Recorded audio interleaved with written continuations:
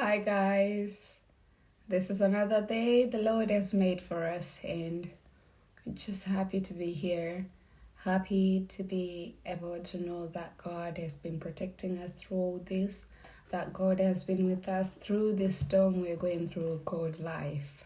And I think this season, like I've mentioned in the past, has really been the most difficult time for a lot of people, myself included, just having to normalize this new life that we've got. And I don't think it's been easy for anybody. I think a lot of people are still struggling just to normalize this new change. But sometimes I just feel like I know this is the worst thing to ever happen in our time. In our time, we've heard a lot of disasters in the past. In our time now, in this day and age, this has been really the most difficult thing for us to go through. But sometimes I just feel like there's some changes that comes with the struggles that can be for positive things. I know you can't really say how he's struggling, how he's losing family members, how he's not seeing each other when you need each other, how not to visit our family members in hospital, good or anything positive out of that. But just having to have this life, and I know sometimes I feel like, what's the point of being grateful for having a life? But we need to thank God for actually be allowing us to be breathing of our own. Most of the people are having artificial, help artificially just to keep on breathing. And a lot of people actually don't even have roof over their heads, no food on their plates anymore, because this has been going on for too long. Many people lost their jobs. And it's just been a lot for a lot of people. But how to be grateful still in the storm? I think if you look at the book of Philippians, I've read that so many times. I thought it's 14 times. That's what I discovered. Where St. Paul says rejoice, or he says joy. 14 times in the entire book of Philippians.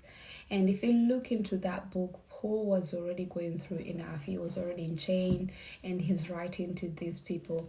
And he still had in him to find that joy within, and to just have to reconnect himself with Christ. Even though if you look in the story of Paul, his entire journey, when he was writing the book, all these books to Corinth, Philippians, and Colossians, and things like that, he was on his way to Rome, where he was going to be persecuted, and he is in chains. And he's finding joy to write all these things, and he still find time to rejoice, to praise hymns to God, to just glorifying God for who he is, to noticing his weaknesses. And he's like, you know what, I'm not going to disregard my past. My past was there, but I'm a new creation. So I think in this life, I just feel like God is giving us a new lease of life, to just rearrange ourselves, our relationship with him, even though life is difficult, and it seems like it's getting difficult every day. Because I don't know about you guys, I don't know, but have you ever felt like you've gone through it today, tomorrow, like, what else? Then something else happened, and you're like, is there anything else that can happen?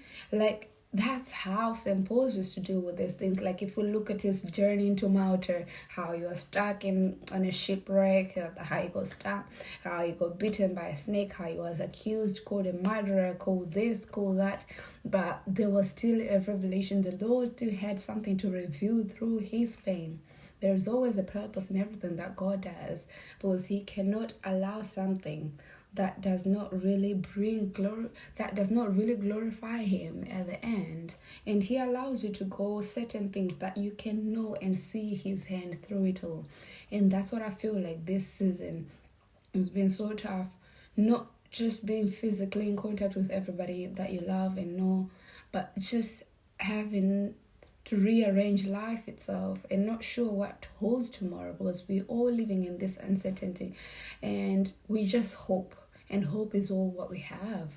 But we can keep on trusting in the Lord in the waiting. Let us wait and trust in him. Thank you.